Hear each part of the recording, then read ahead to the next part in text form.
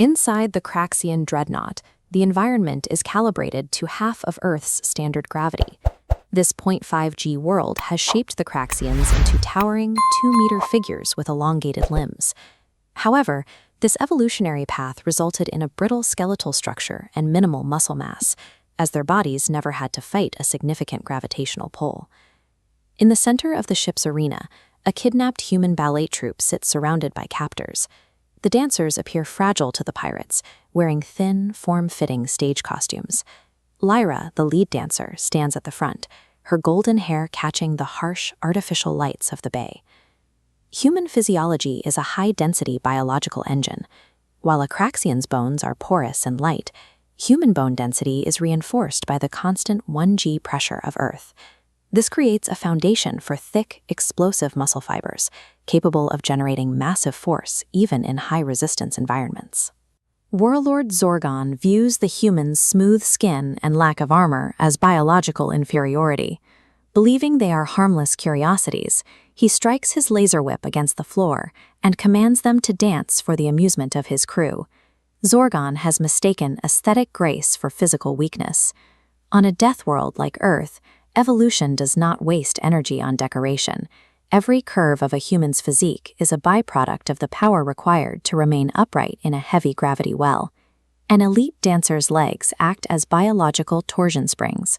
For years, these muscles have been trained to store and release the energy necessary to propel a human body upward against Earth's heavy pull.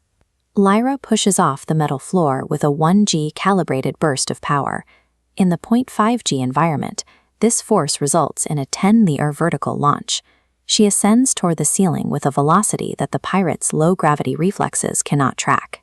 During a mid-air pirouette, Lyra pulls her lens inward to maximize rotational speed. This vector graphic illustrates how dense mass, spinning at high velocity, accumulates terrifying kinetic energy. Because her mass is unexpectedly high, this energy discharges instantaneously upon contact, multiplying the impact force. Lyra descends onto the shoulders of a massive Kraxian guard. She locks her legs around his neck and uses her residual spin to snap the alien's spine. The armored vertebrae, evolved for a low-impact world, shatter under the kinetic load of a single human limb. When gravity is cut in half, the precision and balance of classical choreography transform into a high-velocity martial art that the Kraxians cannot physically parry. The other 5 dancers move in a synchronized wave of evasion. They use the low gravity to glide over the floor, their movements so fluid that the pirate's plasma fire consistently hits the empty air where a dancer stood only milliseconds before. One dancer transitions from a descensive backflip directly into a lethal downward strike. Her heel makes impact with a pirate's chest plate, the force of her earth-toned muscles caving in the reinforced metal as if it were plastic. Humans are optimized for persistence hunting. On Earth, our species can track prey for days without stopping.